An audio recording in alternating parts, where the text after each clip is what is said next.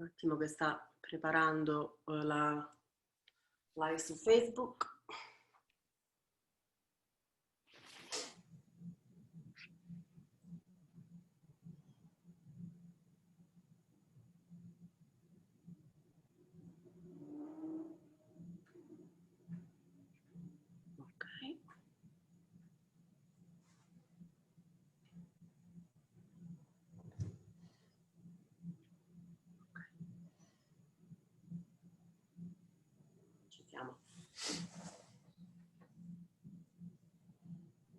Siamo pronti.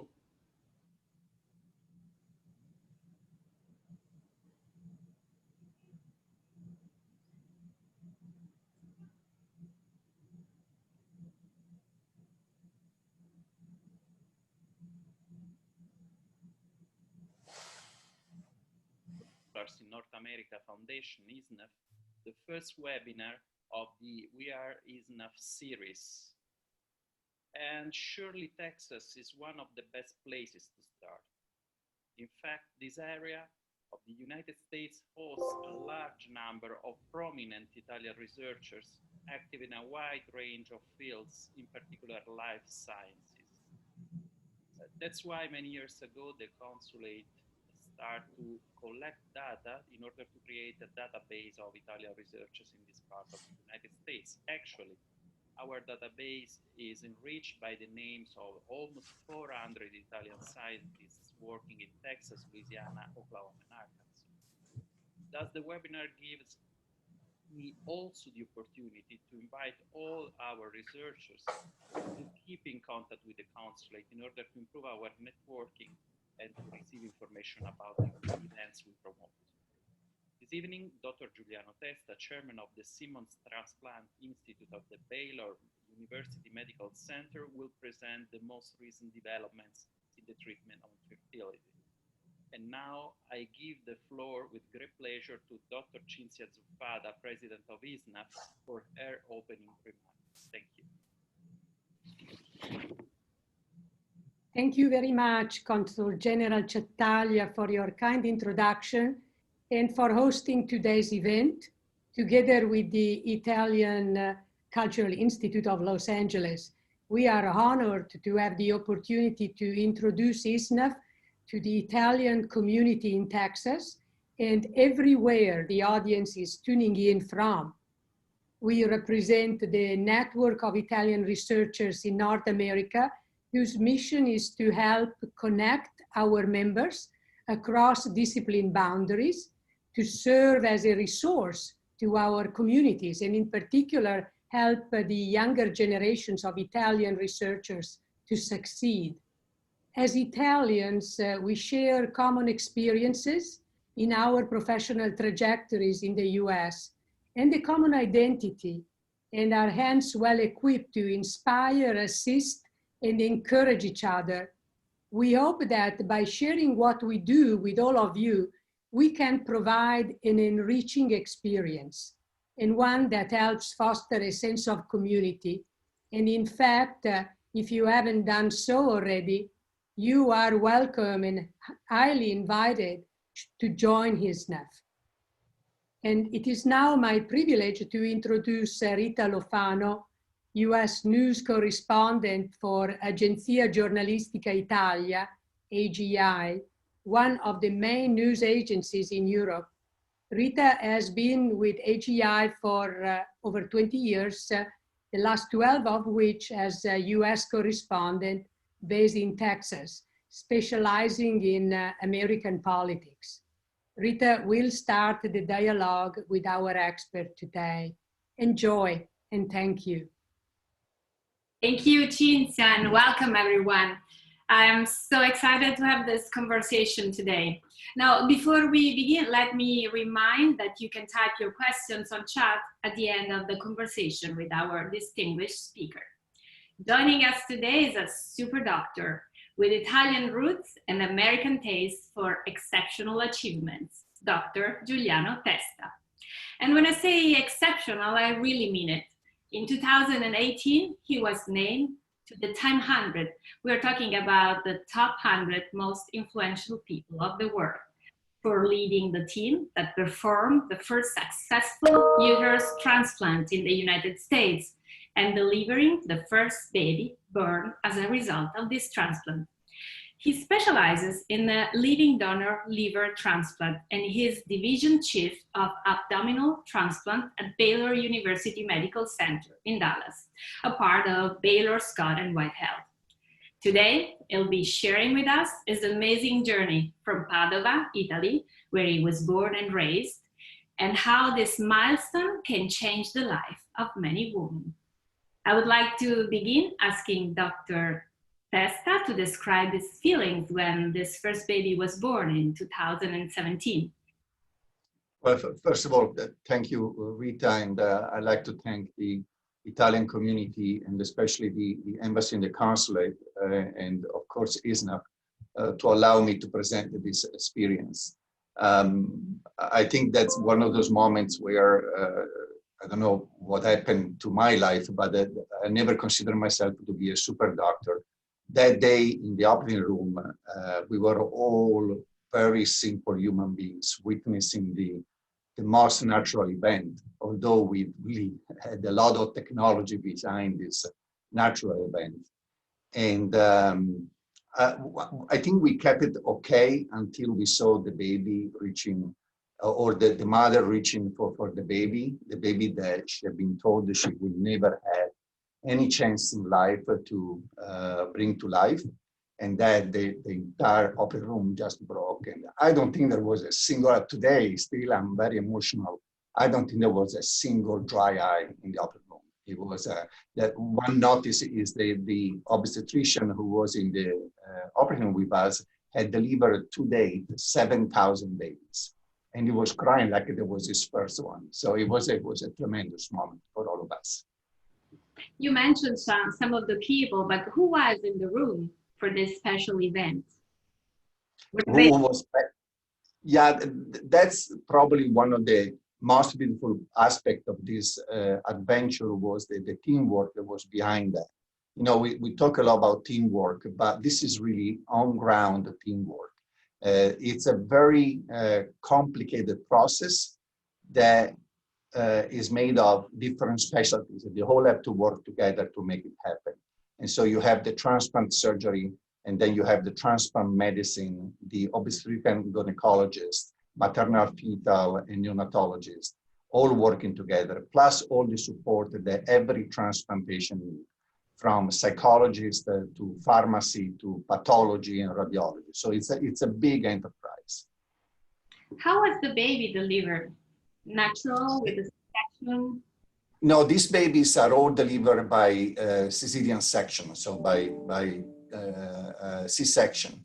I think we are at the point that we could somewhat, close our eyes and do it naturally, and we'll probably get there.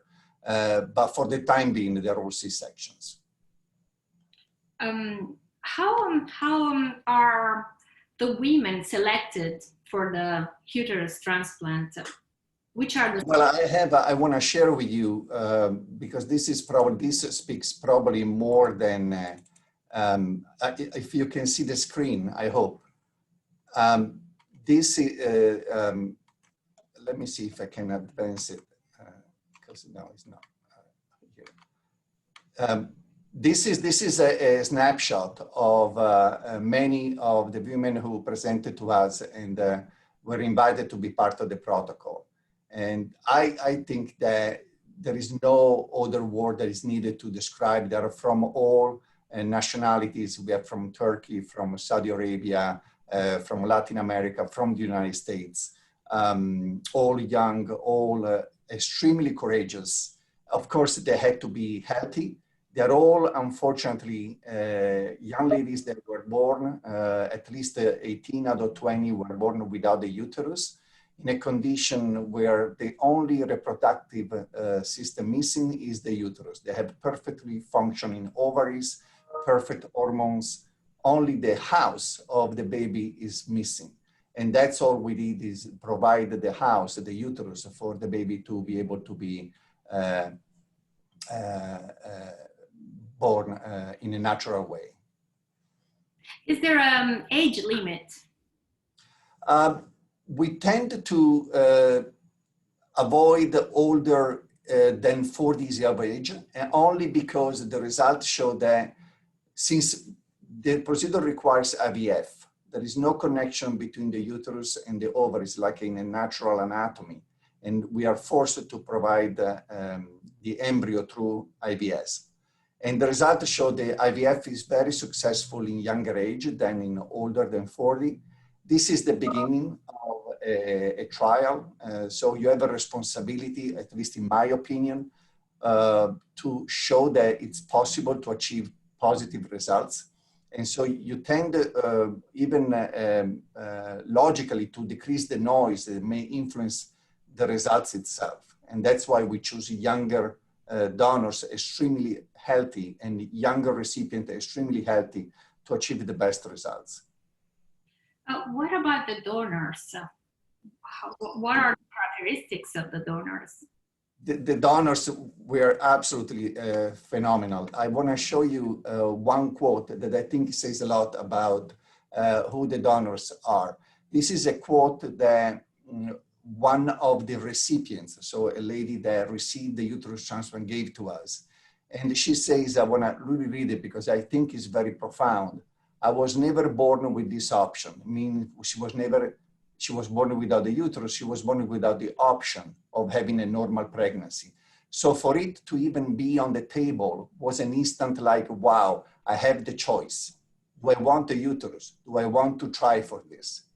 And then she says, I had a choice, which I never had been given a choice when I was first diagnosed or been born with a choice. So that was healing in itself. So this is the aspect that I think is extremely profound of somebody that finally has the possibility of achieving something that for most of us is absolutely natural, which is having a baby. Then reflect this into the donors. We had the first time that we announced we had the trial, immediately in 1 week, we had 80 women who stepped forward and said, I want to donate. And when asked, why you want to undergo a surgery that you do not need for a non-life-saving transplant? Most of them said, because I had a choice. I had the opportunity of having a child and I have a family and I want to give this opportunity to somebody else. So this is something that is phenomenal to me and speaks a lot about some of the camaraderie or the unbelievable feelings that women might have. But is for them their age limit? Are they relatives or better stranger? How? It doesn't really, the fact that they are related, it doesn't really matter. Most of our donors are actually non-related, non-directed. They did not even know who the recipient was going to be and vice versa. They met afterwards. Interestingly enough, the trial in Sweden, that was the first one that was done in the world, the firstborn was from a uterus donated from a woman of 61 years of age. Now, this is really a little bit extreme, but it shows that the uterus is perfectly functioning even in an older age. Now, we didn't go there simply because we, as I said, wanted to decrease the noise and have the best possibility of success. But it's interesting to know that in reality, for the future, many uteri that we don't think are useful any longer may be extremely useful. So is it a risky procedure? Is it dangerous surgery for donors and then recipients? It is. I think that when I say courageous, I think that both for the recipients and the donor, it takes a lot of courage to undergo surgery like this. For the recipient, it speaks for the profound desire to have a child and what a woman and a couple in itself would go through in order to achieve this goal. Because the recipient has to go through IVF, the implantation, so the transplant itself, surgery for the transplant, the immunosuppression that is needed throughout the trial, a C-section, and then the removal of the uterus, because this is a temporary transplant. It's not for life. The uterus is kept in place exclusively for the time that is needed to achieve the pregnancy and the delivery of the baby, and then it's taken out. So it takes a lot of courage to do that, and there are risks. Of course, any surgery has risks. For the donor, there are the risks that we know. There are about 750,000 hysterectomies performed every year only in the United States. So we know exactly what the risks are. It may be the risk of bleeding, a risk of infection, a risk of allergic reaction, all these things. The good side is that we can explain these risks, even if our procedure was experimental, to both the recipient and the donor. And then let them decide, because I think the informed consent was fundamental, in our opinion, to be ethically sound when proposing something that was not mainstream, it was not clinical practice at all at that time. You just mentioned it. How do you prevent the immune system from rejecting the new uterus? Or something that happens often? Well, this goes back to when I said in the beginning, this is teamwork, because we have all the experience that we have accumulated in the past 50 years in taking care of patients after liver, kidney, heart, lung transplant. So the immunosuppression that we use is exactly the same that we use for any other organ transplant. And we know how to manage this. The surprise was that the reality, we think in transplantation, we believe that the younger the recipient, the stronger the immune system, and so the stronger the reaction to a transplant should be. And so we thought these women are all very young and healthy, and possibly they will have a very strong tendency to reject the uterus. The reality was exactly the opposite. We have seen very few rejections, and it's a very good scientific question that we are studying with an NIH grant at the present time, because we believe that the uterus itself is not very immunogenic. That means the uterus, just because it has to harbor a new life, that it's not the one of the mother, is a separated life. Yeah, it has DNA from the father and the mother, but reality is foreign to the mother herself. Is already primed somewhat to be not that immunoreactive. So it doesn't cause too much reaction to the immune system. And so we were really lucky. We've seen very little rejection in these women. I read you consider living donors the best option. Can you explain why? Well, it's a little bit like if you're Italian, you consider the Italian cuisine the best in the world. The bottom line is that my career has been dedicated to living donation for liver and kidneys and intestine. And so for me, it was almost a natural thinking, the fact that the living donor was almost the best solution possible. It doesn't mean that deceased donor is not good. We have done both, living donor and deceased donor. And there are pros and cons when you look at the different aspects of each of the procedures. But the good news is that both of them work extremely well. And we have kids who are born from mothers who have received the uterus transplant from a deceased donor, and kids born from a mother receiving a living donor uterus. So far, how many children are born with the uterus transplant? In the United States now it's 14. So 12 were born in our center, and then there is one child born in Cleveland, the Cleveland Clinic, and one child born at University of Pennsylvania in Philadelphia. And then there are about 9, they are born in Sweden, 2 in the Czech Republic, and then 1 in France, and 1 in Serbia, and scattered around in the world, a few other events. In Brazil, of course. Brazil was the first one where they were successful with a disease uterus. Is it an expensive procedure? How much does it cost? It is. It is expensive, but there is nothing non-expensive in medicine, at least in the United States.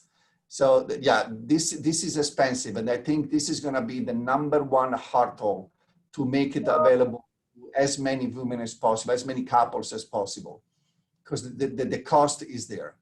And as you know, or as many people know, unfortunately, infertility is not well covered by any insurance plans in the United States. There are a few that really cover the expenses, but the mainstream insurance companies don't.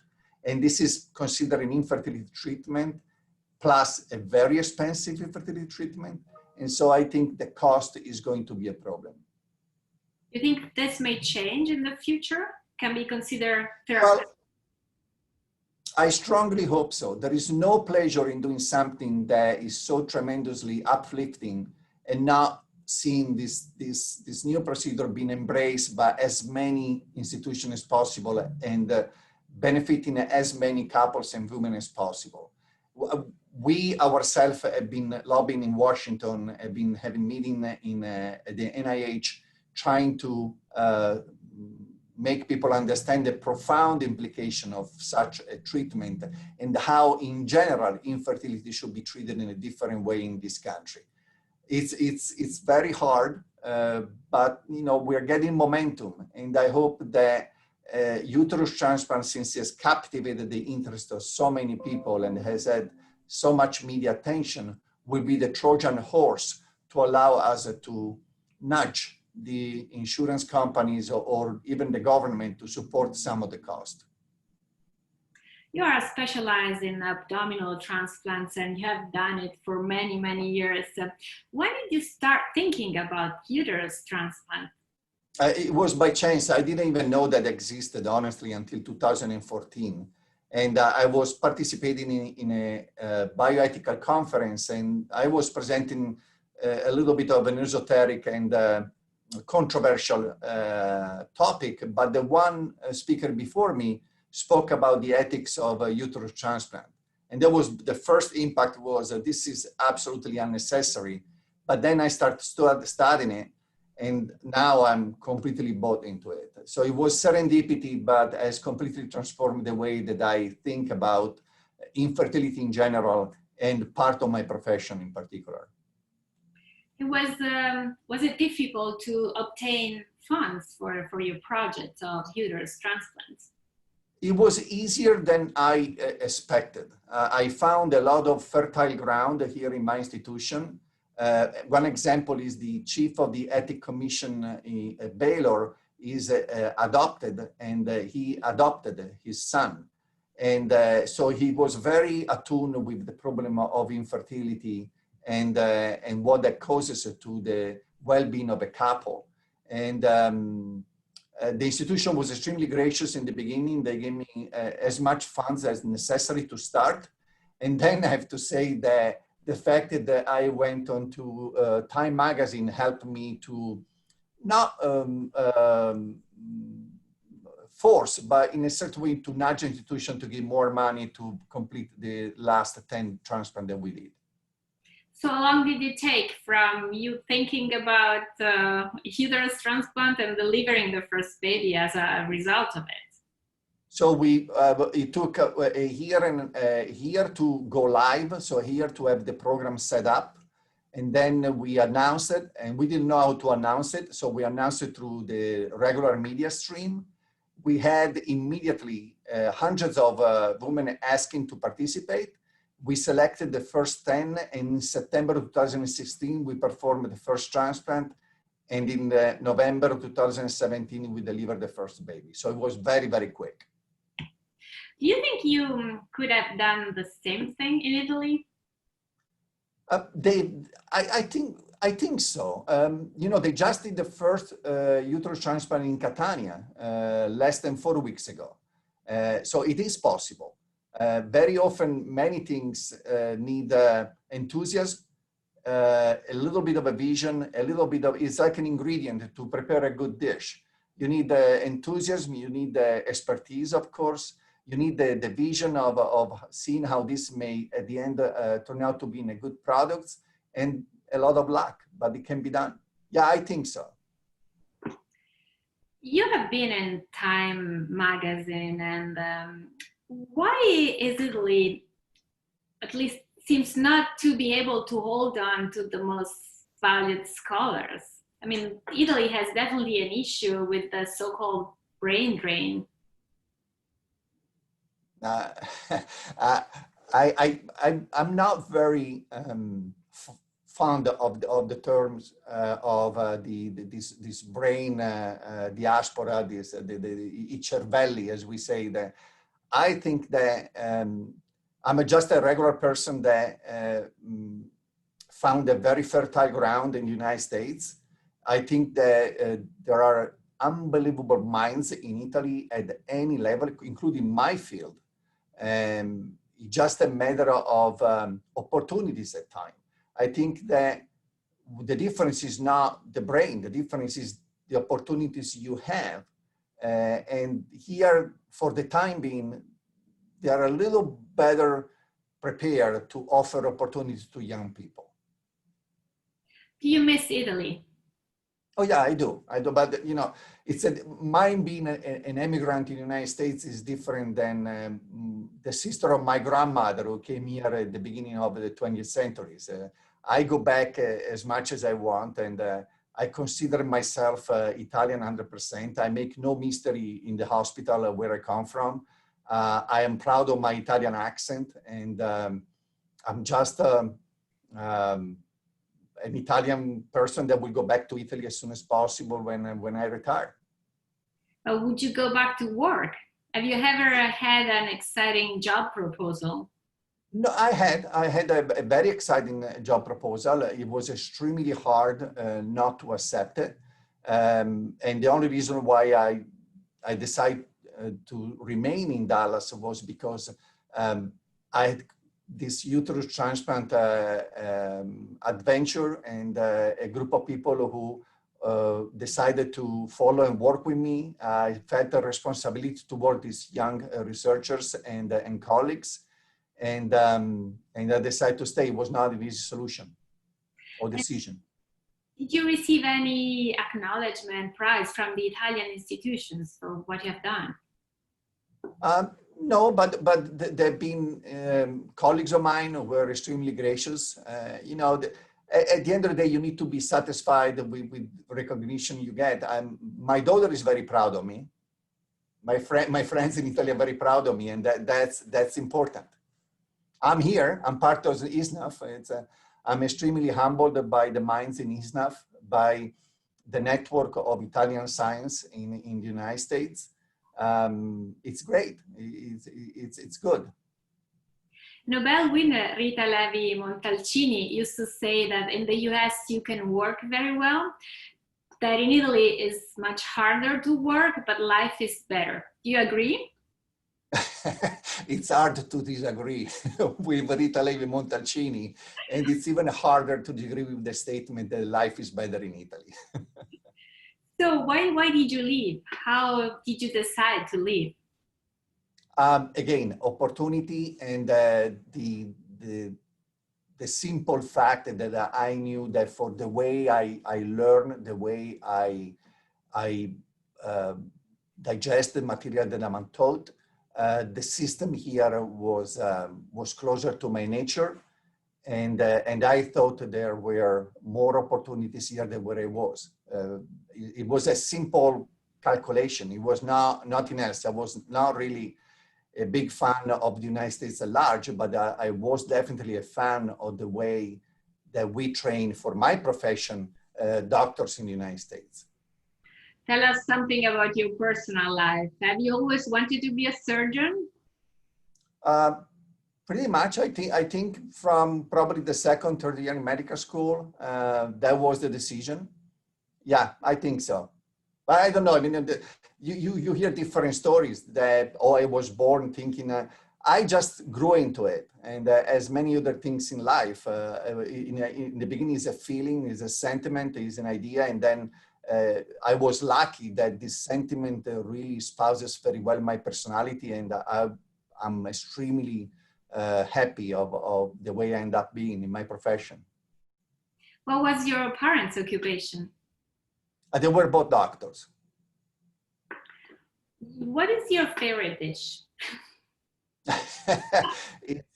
It's hands down. I always think, you know, when you have that little game, what would you bring with yourself if you were in a deserted island? I would bring a pot, a little salt, and water that I can boil my pasta in. Definitely pasta. What's the last book you read? Range by Epstein. It's a book that it's a little contrary to the mainstream idea that you need to train incessantly for hours with no end to become good at what you are. And instead you have to span among different disciplines to really achieve the maturity that allows you to create new things and solve problems. And I like that. I think it's a good philosophy.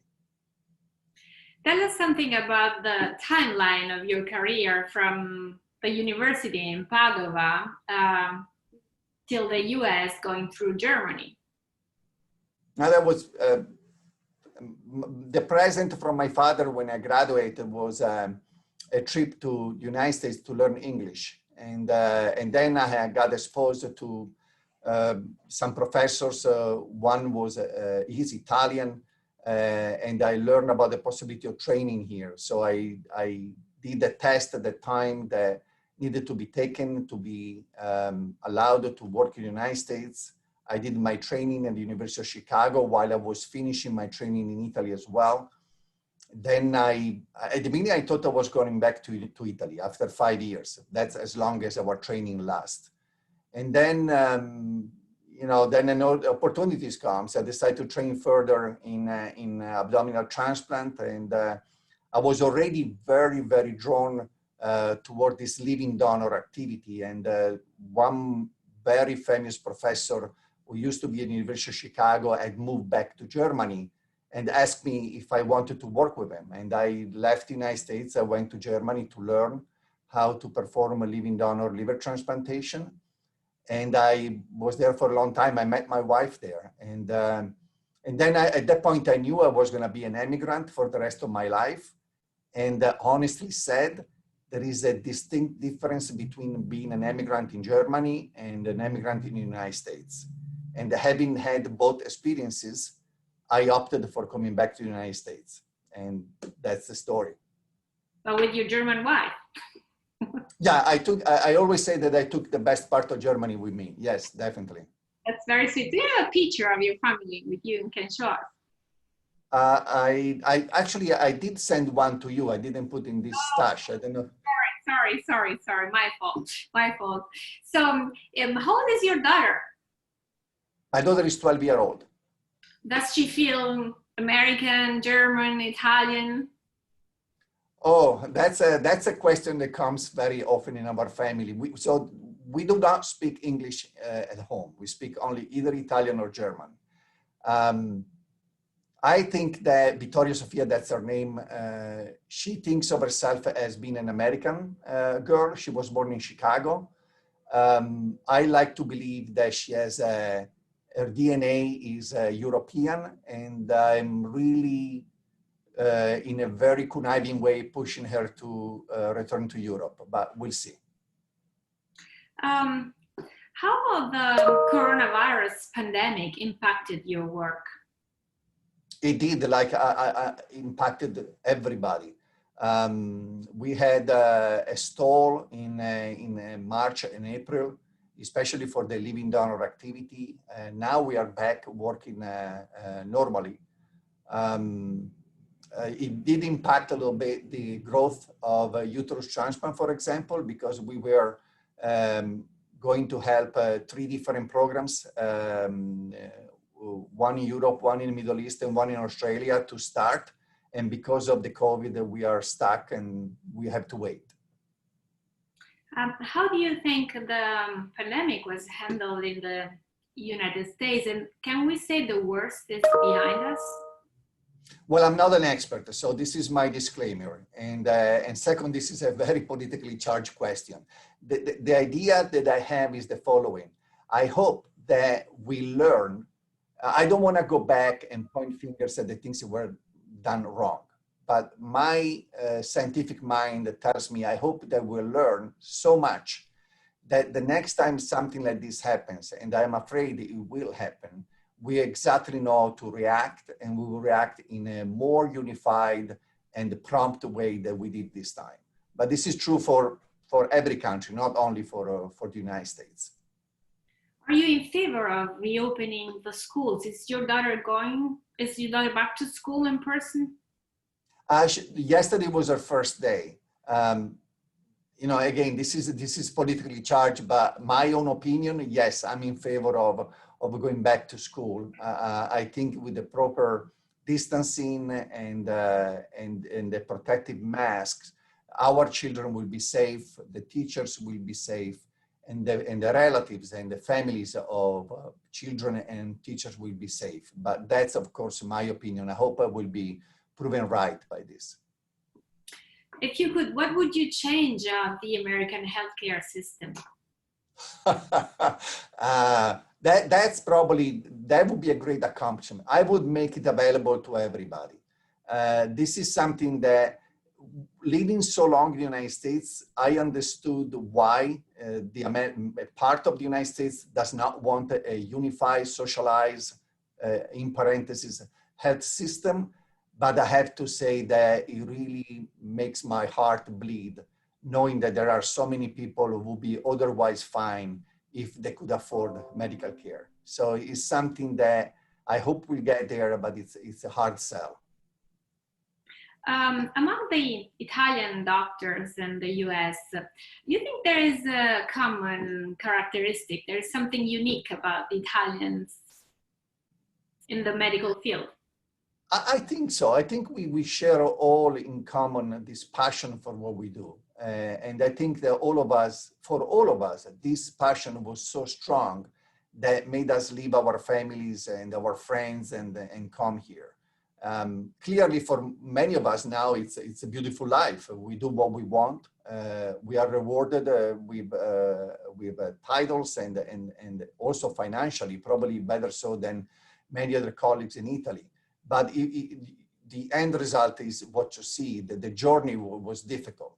So I think that all of us share this unbelievable passion and this willingness of testing ourselves in a different system to see whether we had really the la stoffa, as we say in Italian, we had the skills to make it. Before we turn to the questions from the audience, what would you suggest to a young doctor who is interested in following your steps? I think that it's not, number one, is not as difficult as many people make it look or make it believe. And number two is that as long as there is passion and dedication and willingness to work, anything can be done. It doesn't matter. It doesn't have to be the United States. It can be anywhere. I don't think there are any more really boundaries, especially in medicine. A language can be learned, a system can be understood. Medicine is medicine, and advancement come from all over the places. And it's a beautiful profession. And really, I would just suggest don't stop, just go for it. Okay, let's turn to the audience now. So Elena from Rome is asking, why do you think there are ethical issues connected to the uterus transplant? Well, there are many ethical issues connected to uterus transplant. First of all, one of the biggest criticism was that it's a non-life-saving transplant. So why we let people undergo surgeries for a non-life-saving, non-necessary procedure when you can either adopt or having surrogacy in the countries where, in states, in the United States, not every state allows that, to have surrogacy. And that is probably the most charged question. And the answer comes very easily to me now that I've been doing this. And it comes from the fact that this is not in antithesis to adoption or to surrogacy. It's offering a choice, as I said in the beginning, with a proper informed consent. So letting people know what are the risks and also the benefit of undergoing a transplant. And then allowing everybody to have the same, or allowing these women to have the same chances that all of us give for granted. So that has been my number one answer to this very charged question. Somebody asked us if the uterus transplant, can it be done on women with hysterectomy?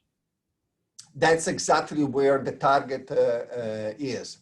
Women who are born without the uterus, or women who are born with a uterus but lost their uterus in what we call gestational age. So between the age of 18 and of 40.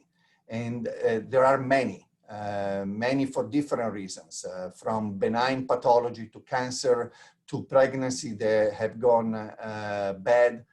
And so all these women may benefit from a uterus transplant. Jean is asking what happens after the baby is born. We party. Once the baby is born, we offer 2 pregnancies. So 1 transplant, 2 pregnancies. At the end of the second pregnancy, or the first, if the mother prefers to have only 1 child, the uterus is removed. There is another question. They want to know if the uterus transplant is valid only for women that are born without the uterus, or only for women with defected uterus, just to simplify. No, and let me see if I can show this, see if I can go back here. And here, this is a very simple diagram that shows all the possible indication for a uterus transplantation. And there is an absolute absence of the uterus. The uterus is not there. And it's not there either because the woman was born without, or because it had to be removed for cancer, for benign pathology, for any other reason that have to do with obstetric or gynecology pathologies. Or relative is when the uterus is there, but it's not functioning, either because it's malformed or because it has inner pathology that allow the implantation of the embryo. Lorenzo is asking if there are differences in labor with the transplanted uterus. This is a beautiful thing, because a very good question, because one of the criticisms we had in the beginning is, why are you doing all these surgeries when the recipient, so the woman, will not have the same feelings in terms of the baby kicking or the contraction or even the emotional changes that come with pregnancy. And we have done a lot of studies about that, and it's phenomenal to see how the response of a transplanted uterus is exactly the same of a natural uterus. So the mother feels the kicking, can feel the contractions, has the same emotional reactions. It's just a natural pregnancy, only that is induced by uterus transplant. Given the low rate of rejection, do you consider HLA marching in the process of organ selection? See, the HLA is a way whereby we compare the genotype, the DNA of the donor and the recipient, and there can be similarities or dissimilarities in the HLA.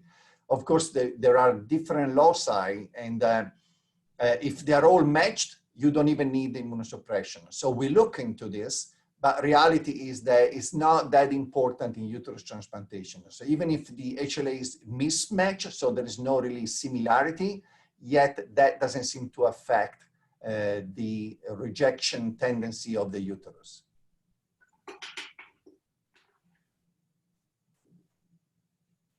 What happens to the uterus when the baby is born?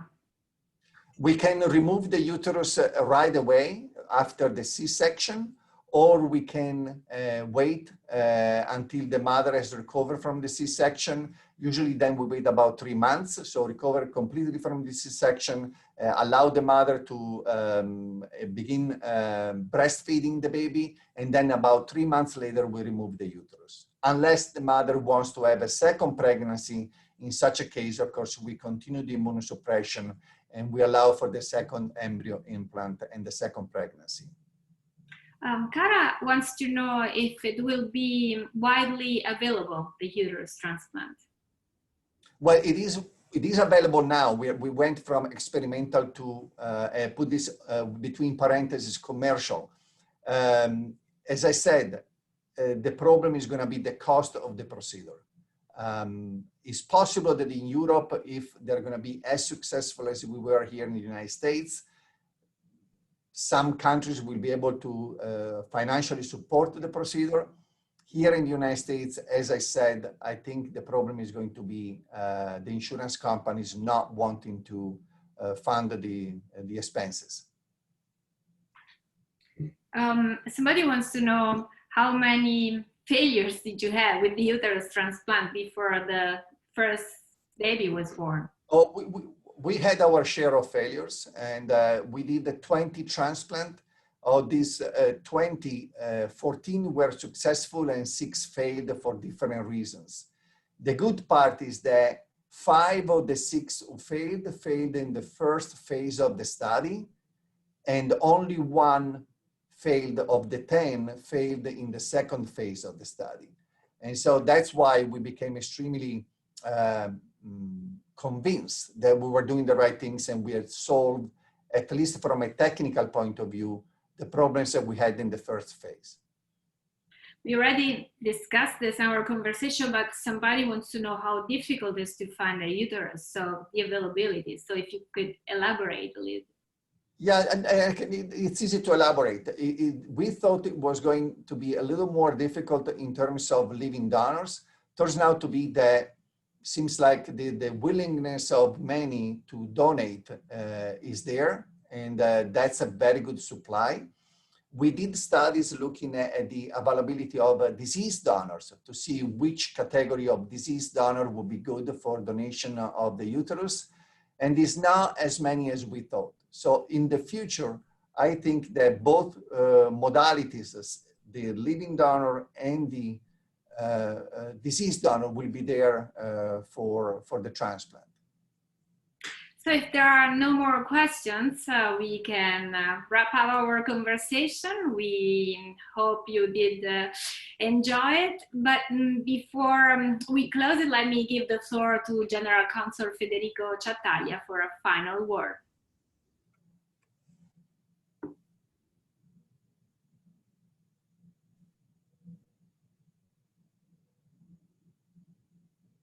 We may have muted on the council.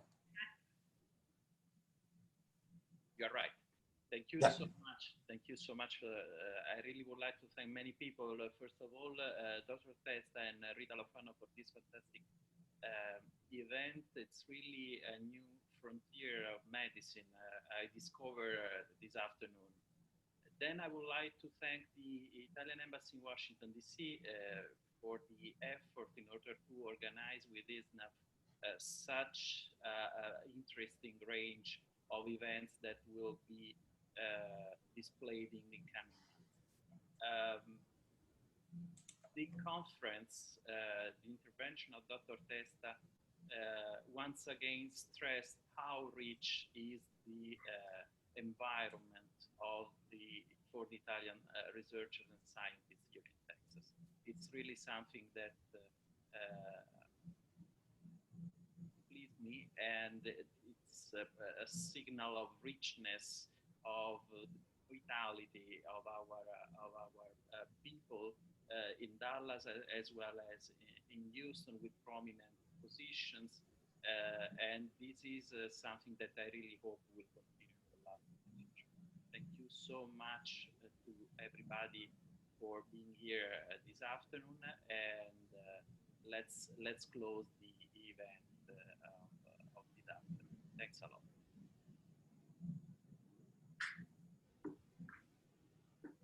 So if I may thank again Dr. Zufada for the support, and all the members of the Comitato Scientifico of ISSNAF, and of course the Italian consulate in Houston. And Lisa, thank you for the questions. I hope that we're going to have many more of these webinars and be able to make I mean, the one who are supposed to be scientists closer to the Italian community in the United States. And this is a great opportunity, and thank you for especially giving me this. Thank you. Thank you, Dr. Testa. Thank you. Thank you. Thank you.